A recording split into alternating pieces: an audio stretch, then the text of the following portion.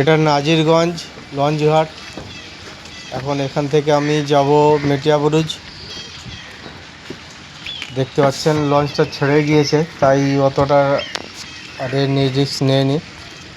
Launch এখানে দাঁড়িয়ে আছে, এগুলো এখন চলছে না, আর সমুদ্রে ভাটা চলছে, এখন ভাটা পড়ে গেছে, তাই অনেকটা নিচে নেমে গেছে এগুলো।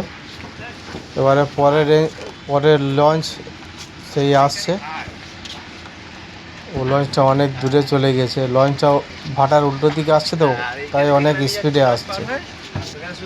লঞ্চটা কীভাবে আসছে শুধু দেখুন। এখন নদীতে প্রচুর স্রোত, লঞ্চকে ঠেলে নিয়ে চলে আসছে। লঞ্চটা কীভাবে আসছে শুধু দেখুন, কাছাকাছি এসে গিয়েছে। এই লঞ্চে করে আবার মেটিয়াবুরুজ যাবে, এটা বিচালি ঘাট।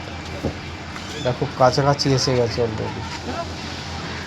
আর এই ভাটার সময় অনেকটা টান থাকে নদীতে।